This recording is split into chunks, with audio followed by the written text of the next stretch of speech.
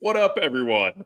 Steve Metrics here with yo boy, DJ Triggs. and together we are No Debate Sports. A little bit of debate starting the show, but we are back. We got some good stuff going on with the NBA post-trade deadline and a little bit of NFL stuff going on. That's true. And your boy there's DJ Triggs representing Team Canada on their hockey win. a little bit. A little bit. I mean, I'm not gonna lie, the hockey thing cracked me up. Like I was so excited because obviously I have ties with both, but Right. or maybe not obvious. I don't know.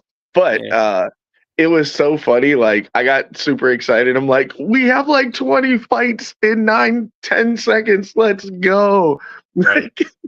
Like if you were just there thinking like, okay, the NBA All-Star game sucked. I guess I'll check out this hockey one. And then like, the national anthem goes, the crowd starts booing. Like it felt like professional wrestling for a second. They were like, boo, we don't like your country. And then all of a sudden, like Kachuk was just like, gloves off, let's go. I'm like, pretty much, man. We just got the face off. And then the other Kachuk is like, he's in the penalty box. I'm going in too. So like people are just brawling everywhere. And my favorite, not gonna lie, was the fight in front of oh man, why am I missing the name? In front of the Canada goal was like the biggest dude. I think he's like 6'6" something, and just a small like 6'5'10" dude is like, well, I'm trying to find somebody. Oh man, it's him. Well, here we go. It starts rumbling. I'm like, you know you weren't going to win that fight. Whatever. Let's get it going. Exactly. But yeah, no, it was pretty cool. I caught the championship game a couple nights ago. I thought that was pretty cool. But man, I thought USA was going to get there. I love the way they played defense. They had their opportunities on offense. I mean, there was a point where basically all our guy had to do was just hit the puck forward, and the goal was like literally wide open. But that timing was off by just a little bit, and that's all it takes. Right. And it's so weird. Like I watch enough hockey. I'm not like the biggest hockey fan. I usually follow the Lightning and the Maple Leafs, but just because of my time in Toronto for a while. And then Lightning was my nickname in middle school. So every time like I could find that logo, I put it on everything. Because it was middle school. Why not, right? Absolutely. Totally. Like I don't know, it was just way more interesting and like ready to. I mean, even like their skills challenges were so much more interesting throughout the years. Like the hardest hit and the fastest on ice, and like they don't do that in the NBA because guys are like just soft about it. They don't want their egos hurt. Their egos, yes, that's the word. And I loved PK Subban comes on and just starts going in on like every show that he could be on. And he was a solid hitter in his day too. And it's like, he was a cool player. These guys are all playing because, the US label. Like, think about it. They legit got into like 100 fights in 10 seconds because they booed the national anthem and it was on. Like, if we went to, I'm just going to pick a random country. If we went to, France and they booed, like, I think most of our players would be like, that's kind of funny. All right, cool. Let's just go hoop and like, keep it civil. Like, no. 20 years ago, Kobe Bryant would have been like, hey, Shaq, Tim Duncan, y'all, you hear this? Right. Oh, I'm about to go put 100 on them right now and just destroy somebody. And like, there's nobody nowadays. Everyone's just buddy. And it's like, hey, can you help me win a championship? Because my ego is so small that if I don't get a championship, people are going to tell me I'm horrible. And it's like, right. Well, dang. I don't know. Just just an upsetting thing. It's like even talking to fans nowadays, you get the sense of if a guy doesn't win a championship or doesn't go to a championship, oh, he's horrible. What? It doesn't make sense. No, that doesn't make too much sense. I mean, especially too. I mean, we're definitely going to be seeing that more in the NFL, especially on the American football side of the conference. Yeah. It is just stacked galore with generational quarterbacks. So it's going to happen more frequently than we would like it to see, but that's life, and that's Yeah. how it works. That's the way it should work, actually. That's been going on, like, just to use basketball. So the 80s, the Bucks had one of the best teams to ever exist, but no one ever talks about them because they Right. ran into the Celtics every year. Every year. And then we ran into Philly every year. Well, Sure. sucks to be us. And guess what? That Philly team went on to be the 4-4-4 team of Moses Malone and them. I mean, they lost one, but like Right. one of the best teams of all time. That Celtics team, the Lakers team, like three teams literally won all the championships, and throw in Detroit in the late Sure. 80s, early 90s. Four Yep. teams won all the titles in 10 years. Then you go Wow. to the 90s, even worse. The Bulls won every title. Yes. Six Except titles. for two with like Jordan getting suspended. Yeah. Houston won two, and Jordan left, and that's how Houston got the extra ring. And it's like, okay, so in all of that time, 2 to 3 teams won in 10 years. Then we go to the 2000s. You got your Lakers with Kobe and Shaq winning half of them, and then Yep. the Spurs winning half of them, and then go 10 years later, LeBron's in 10 finals in 20 seasons or whatever it is now. But he was in, Right. like, he's 4-6. So he's got 10 titles or 10 appearances by himself. And then you got to add in Golden State, who's got a handful, Sure. and the Spurs got a handful. And then Right. you sprinkle in whoever else fits in that 20-year span, and it's Right. like, oh, okay, Dallas has got one here, the Nuggets got one there, Toronto got one there, Boston got one there. Like, so 5 or 6 teams completely dominated the 20s or the 2000s all the way up till now. And does that mean if you weren't on one of those, and I'll even say the Bucks, Nuggets, or Toronto, one of those Yep. lucky teams that slipped in, Right. does that mean you're horrible? No, not at all. But that's how fans look at it now. So now the egos of these players are starting to get hit. And like you go back and you listen to like a Charles Barkley, and he just goes, nothing I can do, man. the Karl Malones, the John Stocktons, the Patrick Ewings, the Reggie Exactly. Millers. Like, Yep. Jordan kept a lot of people from winning a title. From winning anything. Yeah. Yeah.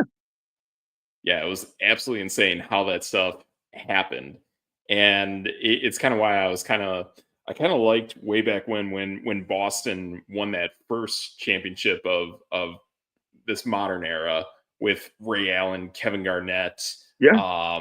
Rajon Rondo back then. It was like, this was kind of like a wave of like some guys that we liked growing up who just kind of never won anything. So granted, I mean, they were at the later stage of Jordan finishing up, but it was Yes. cool to see like Ray Allen and Kevin Garnett and Paul Pierce win one, because they were pretty solid players, but to see them actually come together and actually win something was pretty neat. And you know, it's so funny that you say that. I was just having an online, I guess, debate, I guess you could call it. That's debate. It was totally where just a bunch of people, I guess, Paul Pierce came out and made some comment of like, in his prime, like, he was better than LeBron on any given day. And, you know, people were going back and forth, and they were actually giving Paul Pierce's flowers, which was pretty cool. But it was one of those things where they were like, oh, well, they started this big three because once, the older guys, the old heads were like, oh, well, LeBron had to get Dwayne Wade and Chris Bosh. And then the younger guys were like, well, the LeBron loving people were like, well, Paul Pierce got the big three originally. Well, no, like you just said, Ray Allen and Kevin Garnett were over 30 years old. Yeah. They were it was at the back end. Right. Paul Pierce led that team. And then, KG had his defense and that mentality of, being a dog. But at the end of the day, KG was no longer an MVP candidate. Ray Allen, I don't think either of them averaged. I did the research this morning. I think it was 18 points. Kevin Garnett averaged 18. And I think Ray Allen was at 16 or something like that. Man, Ray Allen was a 25-point scorer. KG was an MVP. Paul Pierce, I think, was 27-ish. And then Rajon Rondo, they throw Rondo in there every time. I'm like, he was a second-year player. Yeah, he was super young. No one thought Rondo was going to be Rondo, And you look at that. He was like Derek White. Yeah. Essentially. And you look at the center play, Kendrick Perkins and Leon Poe. Seriously? No. Yeah. And then you look at the Miami Heat. Well, Dwayne Wade was putting up 25 a game. LeBron was prime LeBron, putting up 26 or 7. Chris Bosh was putting up, I think, 18 or 19. Those three dudes were prime dudes. Totally. They weren't just. I think Wade was top 5 in MVPs or MVP voting, and it's we got 3 prime stars, but you can't compare that to what Boston did. Those were old dudes putting it together, going, "Hey man, I'm old, you're old. Let's see what happens." Exactly. Yeah, that's exactly where it was at that point in time. I mean, we thought Kevin Garnett was going to kind of win something or get close when he was with the Timberwolves. It just never happened. Man. Ray Allen with the Bucks needed a little more juice to get that going. And granted, he did come close with Sam Cassell. Oh, don't you get Tractor Trailer that season. I mean, shoot, we swept the LA Lakers back in the day. Don't you do that to me. Don't do it. I'm just saying. I mean, those were 2 solid players in their own right, but eventually time just had to take the amount of time that was needed to make something happen. And when they joined together later in their careers, then it hit. And granted, it was more of an idea. It wasn't a concept of bringing in players at their prime to make it work. And that's what LeBron executed so well. And it was like Chris Bosh just wasn't going to stay with Toronto. So he wanted to go somewhere. And Dwayne Wade and LeBron were in Miami. So you join forces and you make it happen. So that was more of a full-time entity in Miami, whereas Boston was kind of an experiment. Right. And people don't remember this, but this happened a few years before that with Houston, Scottie Pippen and Charles Barkley. Oh yeah, absolutely. Yep. So it wasn't like you said, it wasn't a necessity where it was I really need this championship. Let me put together this super dream team of all-stars. And no, it was guys at the end of their career going, hey man, let's see what happens. I haven't played with you. You've never played with a star, and you played back in the day with a star, but let's see if we can do it on our own as a bunch of old dudes. And they got close, Exactly. Yeah, I don't know. It's frustrating. It's kind of like the AI going to the Nuggets. AI was old going to play with those young Nuggets. The Chauncey Billups, he was old by the time he got to that team. Chris Paul going and playing with the Spurs. If he won one with Wemby, which, that's probably not going to happen. Yeah. It would be the same thing. It's oh, well, he's ring chasing because he's old now. Well, yeah, that's what you do when you're old. You go to a young team and you make it, you build them up and teach them how to play the right way down the line. You don't go, all right, hey, like I've said before, if these guys really wanted the ring, they would all take a pay cut. They would all come in at 15 to 20 million dollars. We would Yep. start up a super team, and we'd all be on the same starting lineup. Right. It's not what they do. No, it's not what they do. No, it's pretty pretty solid if you can actually get that mentality together. And I mean, going to football, seeing what Tom Brady did, where he made sure that he didn't take up too much of a salary cap to Yep. make that happen. But you're right, guys don't do it, and especially the recent quarterback contracts that came up, that didn't happen. And one of the teams that is now coming to the forefront with that situation boiling to a pretty much unstoppable point is the Cincinnati Bengals. They are now feeling the full force of those effects of paying Joe Burrow that monstrous contract. And now you have a young rookie wide receiver who is killing it, who's looking at wanting to like 40 to 50 million. And then you have another awesome wide receiver in T. Higgins. You have a solid tight end who deserves some pretty solid money. And then on the other side of the football, which they're horrendous at, their number one pass rusher who came into the league at the same time as Jamar Chase, he is also looking for solid money. This is a team that is completely stripped for cash. That is not going to make it work. No. And that's the interesting part. Well, I mean, honestly, they could make it work if they rerun it. I'm sure you heard the cap hit up about 23 to 30 million dollars is the boost that's going to happen. So in 2 years, it's almost up 60 million, which is kind of crazy.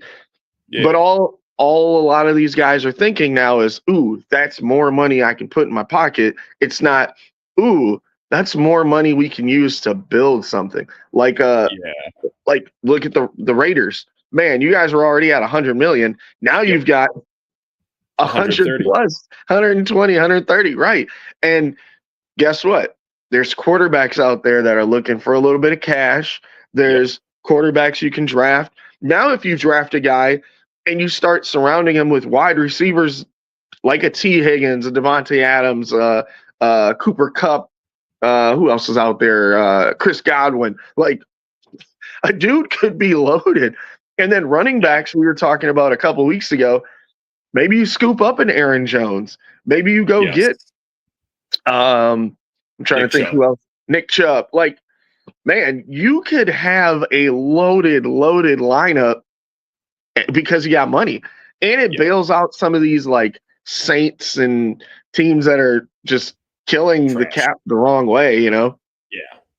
Yeah, I know so I just heard today that a guy like Sam Bradford is out there testing the market for Matthew Stafford testing the market for how much demand there is for him for his services for what level of his contract would be. But thinking about it, kind of like what you pointed out there with all that cash that the Raiders have. What's to say that the Raiders couldn't just say, yeah, we'll throw 50 million at Matt Stafford for like 2-3 seasons? Yep. Man. Like, that would be monstrous. It would. Plus, with Chip Kelly calling the offense, like, holy smokes, man, we'd be cooking. Yeah. And just let him, maybe you have to bring in a Cooper Kupp at, 7 or 8 million just to get Stafford a little like acclimated. Like, and then you go, hey, what other receiver do you think you could be really good? We're thinking about T. Higgins. We're not really sure though. We've heard Debo Samuel. He wants to get brought in. Maybe we go out and we make a big splash that no one's ready for, and we talk to Seattle and say, hey, what do you need for DK Metcalf? What do you need? That'd be monstrous. Like they could make a studded lineup where you're like, okay, give us all we need is 2 years. Like you said, a Matthew Stafford and Aaron Rodgers. Just give us 2 years of good quarterback play. We'll give you every receiver we can for 2 to 3 years. Yes. And let's see what happens. And that's the easiest position to replace as well. Pretty much every NFL draft has solid receivers. I mean, we saw in this past draft, we saw really high-end guys going at the end of round 1 into round 2. Like Lad McConkey was round 2. Xavier, not Worthy, but Xavier Worthy was at the end of round 1 as well, along with Xavier, blanking on the guy, but the guy from Carolina. You had him there. You had Keon Coleman Leggett. going to Buffalo. Leggett. Yep, Xavier Leggett. So that's like 4 top-notch NFL rookie wide receivers that went at the end of round 1, beginning of round 2. You can totally get those guys when you need them. So if you want to just like spend a lot of money in the short term and develop a younger rookie in the long term, like we have with our receiver from Cincinnati, you can totally make these things happen. Yeah. Now think about it, like as crazy as you want. Now, let's say that cap space goes up another, and I'm not going to say 60, that's crazy. In 2 to 3 years, let's say 20 million. Yes. So now it will. You'll have 150 million to play with because you can sign all the buddies of Stafford or Aaron Rodgers or whoever you want, and then add in the pieces that you actually need and go, hey, Mr. Quarterback, we know you're a dude and you're going to bring your dudes, but hey, just hear me out. I'm going to go get Chris Godwin because I know he's a stud. I'm going to go get T. Higgins because he's a stud, and they can stay around a little longer after you're gone. We'll still have them here because I might sign T. Higgins to 5 years, 180 million, 190 million, whatever the number is. And it's like, just so you know, and then I might, in a year or so, I might actually, I like this quarterback from XYZ University. He's just going to sit behind you for a couple of years and just watch, because you're not going to play forever. And again, that's what bugged Aaron Rodgers in the first place with Jordan Love is Aaron Rodgers was like, hey, yo, I'm not done playing. Well, guess what? Him and Stafford know at this level in the game, they've got 2 to 3 years left, tops. Truly. But you can't just blindside a guy, go draft a dude and be like, oh, yeah, we know you needed a receiver number 1, but this quarterback we really like, so sucks to be you. And then Rodgers gives you the middle finger and gets 2 MVPs and goes, could have gave me a receiver. Yeah. Situations like that is where it gets a little bit weird. But then again, I mean, I go back to Cincinnati and I wonder, have they actually really secured that offensive line and then added wide receivers? Would you have a much better team and less dings on your highly paid quarterback? So that way in the future, when we hit this point, which is 5 years from when that draft occurred, now you can actually spend a little bit less on those receivers, and you can still build those solid pieces around you. And again, too, now Cincinnati has one of the worst defenses in the NFL. That's showing, and that's not going to heal overnight. Of anything on offense, pretty much quarterback is probably the hardest thing to figure out. But when it comes to your entire team, pretty much quarterback and defense are like the 2 hardest things to get right. Yeah, but I would like. I tend to notice, and I'm sure you have too, with all the research you do. Yeah, the offensive line means so much to any quarterback. It does. You could have Joe Burrow back there. You're not going to win any games. That first season where he went bananas and made it to the Super Bowl, it was just like the joke of the century of, well, he's been sacked 6 times in this game. He's been sacked 10 times. And it's like, well, man, if you had just secured that, but instead you wanted to pick weapons, well, guess what? Joe Mixon left. T. Higgins might actually be leaving. All those weapons are like, well, I can go get my bag now because you played me at this rookie deal and I gave you everything I had. Now I get to go get my bag. Exactly. So, yeah, how much do you have that you can actually spend and keep these guys? I mean, unless Joe Burrow really digs into his contract, they're going to come up short, man. Like, there are too many crucial skill positions that they need to re-sign and then also, like, rebuild that offensive line and then fully rebuild the entire defense outside of Trey Hendrickson. I think this team is in like an absolute disaster. And I think in the AFC next season, I think this will be one of the worst teams in the NFL to be honest. I mean, look at this year, right? The perfect transition. A quarterback, a stellar defense. Everyone needs to get paid. They took too long, and now they're terrible. The Dallas Cowboys. Like, Exactly. they could have paid Dak Prescott 2 to 3 years ago, and we wouldn't be in this. He's the highest paid quarterback in the NFL. And I don't know how you have him on my board or on your board. He's not top 10 to me. He hasn't been top 10 to me. If he is, he's like fringe, maybe 8, 9, 10, 11, 12-ish. And it's like, do I have the Dallas Cowboys won like anything? Have they gotten past like the first round very often? Have they made the playoffs very often?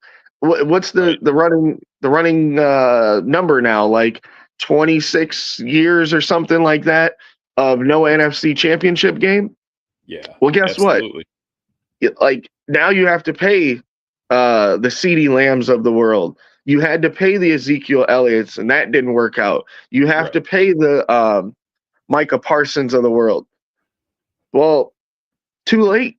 Yeah, it's too late. I just don't see it happening with that team. And I think the worst thing that you can do with a quarterback that's paid so highly and you really are dedicating resources to is, why do you rip his play caller away? Like, Mike McCarthy should not have lost that job at all. Mike McCarthy is a solid hire. I guarantee after this upcoming season, he will get a head coaching job again. If he wants. He's a solid play caller. He can totally make it work. I think he's going to do like a Pete Carroll did. Take a year off, sit on the sidelines, and then jump back in. Like Doug Peterson kind of did that as well before the Jaguars job. So I think that's going to happen. I mean, we already know, without any games being played, without anything going on, to be honest, in the offseason, the New York Giants are going to clean house after this season. Like, that team is just awful. I think we're not too far from the Tennessee Titans cleaning their slate and starting over again. As much as I like Bill Callahan, representing my Raider Nation from back in the day, his son's just not cutting it. And really calling your shot that Malik Willis wasn't going to work, that was a bad idea, because Will Levis is a complete bust. They basically, I think they have to draft Cam Ward, and that will tell you the test of time with a offensive hired head coach. If he can't make it work with Cam Ward, he's done. So I think that's the direction that Tennessee is going to have to go in. But if not, we're going to see those two jobs opening up pretty quick. Right. And go back with the Giants and the Cowboys. Those are the historic franchises. You know, they're the champions of all champions. Well, guess what? In the last 10 years, Washington made a NFC title game, right? Philly's been in 2 Super Bowls. They've won one. Or actually, they've been in 3 now, right? 3. Absolutely. Yeah. Nick Foles. I can't remember the exact timing on that one in my brain, but it's like 7 years ago. Okay. And so it's like, well, these 2 franchises that went out and got their young quarterback, then they started putting weapons around them, and they used the weapons that they had, and those teams are doing it the right way. Yeah. Like, I still have no idea. I don't think anyone has the answer on why Saquon Barkley was let go, but obviously he made them pay. Yeah, if there was one player that you needed to keep, it was Saquon Barkley. And Philly just goes, okay. Yep. Fantastic. Is this right? Yeah. I mean, you have the revenge factor, plus you have the college factor. So the fact that he resides in that state and loves Pennsylvania and wants to stick it to his old team twice every season, it's perfect. And Washington is so much. The Commanders are so ahead of what they were supposed to be. Now you got Scary Terry back there. You added some veteran running backs with Austin Eckler up back there. Like, then you got a young receiver, a young running back. all they need to do is remember they were letting go of defensive players for no reason. Exactly. Speaking of Washington, something cool that I came across, pretty neat. Saw this on Twitter. Someone actually used like Chat GPT to project the career of Jaden Daniels. Uh-oh. And it's cool. Like, it's cool. I mean, this is obviously like a diehard Washington fan, but we gotta check this out. Like, this is pretty cool. Like, I don't know if we'll start to see this with other players, what other stuff will come from it, but I thought this was kind of cool. So this past season, like, solid year for Jaden Daniels. But like the next 5 years that they're projecting for Jaden Daniels are going to be solid. And I know you and I were pretty high on him coming out of the draft. He was obviously the guy that I was hoping my Raiders would trade up to get, but too expensive for that. But anyways, check this out. like this is pretty cool. So 2025, we're not going to go through everything, but we'll just kind of go through the main points. 11-6, 30 touchdowns, 10 interceptions, top 5 MVP voting, playoffs, basically loses against the Detroit Lions in the divisional round. 2026, 12-5, 33 touchdowns, 8 interceptions, 10 rushing touchdowns. So all in all, projecting this guy for like 43 total touchdowns and 8 interceptions. NFC Championship, this is where it doesn't really make sense. And this is 2 years out from now. Loses to the Cowboys. That's not happening. Like 2 years from now, Dallas, they're still in the rebuilding stage. And who knows even if they hold on to Schottenheimer as a head coach. By that point, Dak might leave and Micah might leave. And Exactly. Like, so much up in the air. And that's where, like, basically once we get beyond this, it gets a little bit sketch. Homer. Yeah, it's a lot of Homer. It's a lot of weird stuff. But 3 Super Bowls in a row. Close. Well, at this point, we still have nothing Super Bowl wise. But 2027, that changes. Divisional round win against the Bears, NFC Championship win against the Eagles, Super Bowl loss against the Chiefs. That's kind of probable. Like, I could kind of see that happening. 2028, 14-3. Divisional round, divisional round against the Niners, win. Championship game, win against the Lions. Super Bowl win. Win against Joe Burrow's Cincinnati Bengals. Like, that's a little debate. Yeah. So we got some other stuff in here. We got more championship stuff. We have a future 2031 Super Bowl win against Lamar Jackson's Ravens. Wait. Yeah. Lamar would be like mid-30s at that point, right? Oh, yeah. Yeah, we're hitting like 6 years from now, and who knows?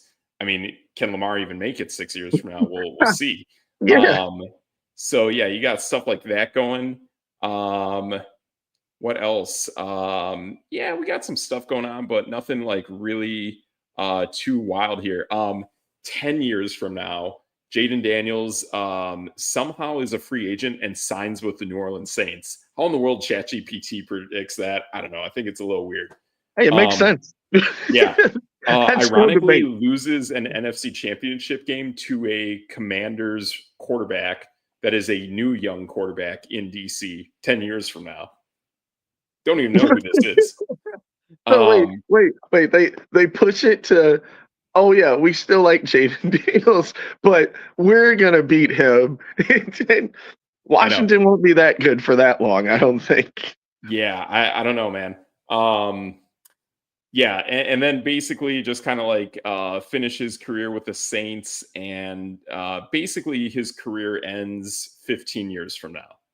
Whoever that kid would be right now, he's probably in middle school listening to this going, it's going to be me. I'm going to beat Jaden Daniels. I love it. Yep, that's no debate. Not even once, man. But anyways, career stats, basically over 65,000 yards passing, 520 touchdowns, 140 interceptions, 115 rushing touchdowns, 11,000 rushing yards, basically breaking all rushing records for NFL quarterbacks. That means he would break all of Lamar Jackson's records. All that stuff. Pretty crazy. 3 MVPs, 2 Super Bowl wins, 1 Super Bowl MVP, and basically first ballot Hall of Famer. Now that is totally fine. I understand the Commanders, they finally got one, It's a little debate. Yeah, Patrick Mahomes still exists for at least 5 to 6 more years, right? Yeah. At least. Okay. I heard they lost to Joe Burrow, so okay. But then to replace him with another generational talent 10 years takes him out. Yeah, like all of a sudden, like free agency market hits and he's gone. Like like that. That's where it gets a little suspect, because you don't just clean your hands and just move on immediately. Like look at how like instrumental Peyton Manning was to the Indianapolis Colts and how difficult it was for him to go to the Denver Broncos. Like that kind of thing takes place.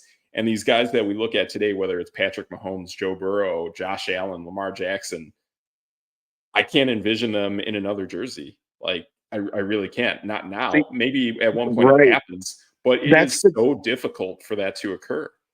So that's the crazy part. Think about let's just like wing back 10 years. And there's maybe even let's go 10. If someone told you that Matthew Stafford would win a Super Bowl, but in another jersey, you'd be like, Detroit's going to let him go? Right. Okay. He's the soul of Detroit. Yeah. Like, he's breaking all the records. He's the only person that's worth being there. Right. Okay. Tom Brady is going to leave the New England Patriots. I'm not even going to say win a Super Bowl. Just he's going to leave. You would be like, no. And go to two NFC championship games. Right. But I'm not even putting that on his plate. Just him and leaving New England 10 years ago, you'd have been like, but we're winning all the Super Bowls. Why would he leave? Yeah. Okay. Aaron Rodgers. The Buccaneers jersey looked like so weird on Tom Brady. It was. It's such a like loud, cool looking jersey that just didn't make sense on him. Aaron Rodgers hates the Green Bay Packers and is going to leave. Okay, that one's believable. I'm not going to lie. That one was believable. I can see it. Him on the Jets didn't seem that outrageous. Right. Minnesota will get rid of every quarterback they've ever had, and Sam Darnold will take you to 14 wins. People would be like, you mean the guy that the Jets cut? He sees ghosts. Right. Like, wait a minute. I don't think that's real either. Like these little things, or even say, the Lions are going to get rid of Matthew Stafford. They're going to bring in another quarterback and actually get to the NFC championship game. You'd be like, I don't think that's real either. What are you saying? With a guy who also went to a Super Bowl. Yeah. You would think I was insane. And then even go a little further and say, hey, you know that Jalen Hurts guy who Alabama just benched? Yeah, he's actually going to be better than Tua. And he's going to get a Super Bowl. Did you know that? And they'd be like, no, he's going to Oklahoma. He sucks. Get him out of here. I'll be honest. I was one of those guys. I was totally one of those guys that thought Jalen Hurts is going to have a much better NFL career than Tua Tagovailoa. And this is before the concussions. And the thing is, too, I mean, we definitely did know that Tua coming into the NFL had a major hip injury. And I still think that matters to this day. And to me, just like the mild-manneredness of just how quiet but solid Jalen Hurts was, I thought was a real benefit for whichever team could get him. Yeah, I mean, he literally got benched when they were winning. Yeah, going into a national title game. And remember, there was a point where he actually had to take back over because I think Tua got hurt. And then they just gave it back. And it was like, okay. Then he went to another team, Oklahoma. It wasn't that great. does his thing, he's just whatever. Yeah. He does his thing. And it's like, oh, okay. Then he goes to Philly, and you're like, well, they're not going to play him. Well, then he ends up playing, and even then, people were like, he's okay, but he's not really that great. All he had to do was beat out Carson Wentz. 2 Super Bowls later, hey, Carson Wentz was an MVP if he didn't get hurt. That 1 year was solid. 1 year was solid. Same thing with Hurts, though. He could have been MVP if he didn't get hurt. And then now we're talking Super Bowls. It's like, right. Your team just has to treat you the right way. And it sounds so weird. And like, I'll poke at your Raiders for being one of those teams. But it's like, if you just build around and teach a guy how to be a guy, there's no way they can be from, on top of the world, top 10 pick. They can't be that bad if all the seasons that you looked at, hiccup there. All the seasons that you look at him in college, you're like, this guy is the guy. And then 2-3 years later, he's the worst player you've ever seen. Maybe that's the team and the coaches and the players that went around him. Absolutely. Yeah, absolutely. And that's where, like, looking at Sam Darnold, I mean, the guy was in some pretty chaotic franchises until he landed with Kyle Shanahan in San Francisco. So now you got a year to, like, legit develop. And then when things are good, kind of find your way to a team that you might have a shot at getting some playing time with the Minnesota Vikings. So I can totally see that being the case. There are some people connecting the dots with Darnold to the Raiders. Possible. We'll see. Yeah. But I think we're swinging for the fences, man. I think Chip Kelly wants to plant his flag with a solid quarterback and a guy he knows he can win with. Because basically Pete Carroll is going to be at the helm for about 3 seasons and then hand it off. And maybe he hands it off to Chip Kelly because Chip Kelly will want a NFL coaching gig within the next 2 to 4 years. I think if he crushes it as a coordinator, he's going to get that opportunity again. Right. And that's exactly what I told you about the Raiders. And the same thing I said at the beginning is like, think about it. This team has $100 million. Why not spend it on everybody you can for the next 2-3 seasons and just go for it? If it fails, okay, at least, Raiders Nation can go, well, hey, we just spent it on the wrong people, but at least we spent it. You don't want to be the team at the end of the line going, well, I guess we got to give this money to this guy now. Yeah, and now you're giving him $1 million. Yeah, you're giving him $70 million at that point. I don't know what quarterbacks will be making then. But and it's like, oh, well, I guess we should have did this 2-3 years ago. Like, go give that money up and try to win. Right now is the best time. Yep. Yeah, absolutely. Now's the best time. I mean, and the thing is too, with a team like the Raiders, where you have a solid offensive line and a solid defense, those are very hard to come by. But now you're in an opportunity that there's a lot of quarterbacks that are going to be up for grabs. You have a lot of money. Those pieces go together. There's maybe a few holes on offense, especially at running back, that you want to fill out. And definitely like a bigger option outside, like a DK Metcalf would just be killer. I see that happening. And I do see Devontae Adams following Aaron Rodgers wherever he goes. But I would love to see him unhitch that trailer and just be his own guy and just go for it. Go to Washington. Go to the Ravens. Go to Buffalo. I think something like that would be kind of cool to see. Yeah, I've heard a lot of Chargers and 49ers talk because he's from California. Fresno. Yep. Yeah. Yeah. But like, I don't know. This would be the perfect offseason in my brain for the Raiders, right? Yes. Trade. Now, I know trades are insane and nobody will ever do them, but go to teams that are unloading superstar players that they don't want to play. The DK Metcalf. Yeah. Myles Garrett. Amari Cooper. Anybody? He got unloaded to Buffalo. Sounds exactly the same. But a Myles Garrett. So maybe add this one's gonna blow your mind. Jair Alexander from Green Bay. Ooh, I think the Raiders would be perfect for him because they could pay him the money. He sure. can be a show. Let him do his show. Yep. And now you go get, you know who I like for the Raiders. Go get Travis Hunter and let him do his thing with Jair Alexander. So you look at the face, you're like, ooh, maybe. And Maybe, now, but we have good and secondary guys. you do, but Yeah. why not add more?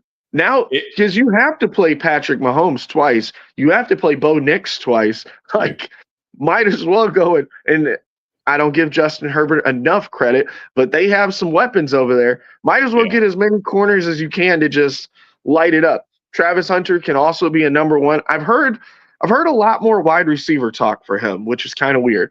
Sure. And then add, that next receiver that you want in free agency or something like that, and that quarterback combination, you got a stud team. Right. Yeah. Something like that could definitely happen. Um, yeah. I mean, to be honest, in this draft, like if you are taking those two quarterbacks early, you better know they're going to hit. Like Yep. you really got to know they're going to hit. I think the scenario that you played out where it's like get some of these weapons that you need and then have a quarterback develop for like 2 years. The Raiders are in a great spot for that. Plus, we also Yeah. have Aiden O'Connell, who the last two games he's played against Mahomes has outplayed Mahomes. Yeah. So stuff like that, I think can absolutely hit and make And it happen. let him I, learn. yeah, Let him learn behind Stafford or Rodgers or whoever. Maybe that's what he needs. yeah. I'd say to be honest, if I can get any quarterback out there, the Stafford play is very interesting to me. If I can get Mm-hmm. Stafford plus Cooper Cup, bring in DK Metcalf, let's go. We're done. And now Yep. you have the serial killer on your team, Michael Meyer, and Brock you have Bowers. you have the big fella, Brock Bowers. Well, what quarterback wouldn't want to come into that scenario? And at the end of the day, that's going to eat up. Let's say Cooper Cup's 7 to 8, so 10. Let's say DK you've traded for. I think he's like 25-ish, somewhere in Yep, there is the hit. that's fair. So that's 35. Stafford's what, 40?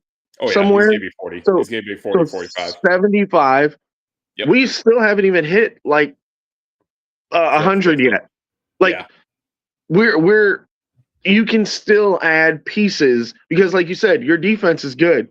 Now your offense is good. What if you draft the young man from Boise State, that running back? Like I'm assuming he doesn't go first round. Few teams I've thought about him going to is like Dallas and stuff like that, but you never know. Yeah. Well, the other guy who's interesting too is there's a running back from Ohio State Yep. that's very sought after. Our offensive coordinator is from Ohio State. Ohio State. Yeah, bringing that guy into the system would totally be solid. And I do think we are going to have to make an early play for a high-end running back. I think that's going to happen fairly quickly. So a pick like that, I think, is solid. But then if you can make that be the case, get a Matt Stafford, have go for another quarterback in like maybe round 3, round 4. Yep. And then you have those two guys with Aiden O'Connell. Boom! Now your quarterback room is like set. Yep. So I think that's the way you want to make it up, and then just fortify these other positions, buy the weapons, and go. Yeah, like that would be. I mean, Travis Hunter first round, and then the running back from Ohio State, which will pop his name up at some point, but like in the second round, and then a quarterback or a lineman third and fourth round. Like that's a heck of a draft. Heck of a draft. Yeah. And we know this draft is built on for this year is a lot of defensive guys, some offensive line. To be honest, like we kind of hit on our center and our left tackle from last year's draft. But yeah, you can never have enough offensive linemen because they do go down occasionally. Yeah. So I would like to get some of that too. But yeah, we got a lot of money and we got a new regime of guys coming in. I think the sky's the limit, man. Like I wasn't all about that at first when the season ended, But seeing it now, like the way you've laid it out, bringing in possibly an Aaron Jones for explosiveness would be absolutely insane. Right. Now, mind you, if you can get an Aaron Jones or a Nick Chubb or just a veteran back, kind of like Washington did. Like Washington did. No one even knew that Austin Eckler ended up there. And you're just kind of like, oh, he's in purgatory now. But they added him with is it Brian Robinson Jr.? Is that who I'm thinking? Yeah, like, Brian Robinson Jr. and then Chris Rod. Yeah, and you put a couple young guys with a vet, and now guess what? That vet became the pass catching back and short yardage back, and your other guy could just explode all over the place, but he's learning from a guy that did it for so long. Austin Eckler's not, the greatest running back in the history of the Chargers, but he's definitely not the worst. Oh, yeah. Yeah, he's one of the better ones in our lifetime, for sure. I mean, Austin He's Eckler. He's no Natron Beans, but. Yeah. I mean, there were plenty of seasons, man, where that guy was like top 2, top 3 running back for like all of fantasy football, man. And he was always like shot out of a cannon. And then he would get hurt by the end of the season in the playoffs. You're like, well, I don't have a running back anymore. That happens. And I think people are still raving about his replacement that was from like Colorado or something Kelly, but that guy like never developed to anything. So never. Oh well. But yeah, that's a lot of debate, man. So hey, that's what we got for today. We got a lot of NFL stuff. We got some NBA stuff mixed in there. So yeah, I think we're good for a show for today, DJ Triggs. So next week, I think next week we're gonna take a week off. I got some stuff going on, but then we'll be back in 2 weeks, 2 Sundays from now. So 2 Sundays from now, 10 a.m. That's it. Oh, who knows? I might get on a rant because some big news happens, and then I just hop on and start yelling at people. No, that's no debate. Absolutely, man. Absolutely, yeah. So always time for that. But we'll hit it up next time. I'm Steve Metrics. That's your boy, DJ Triggs, and that's no debate.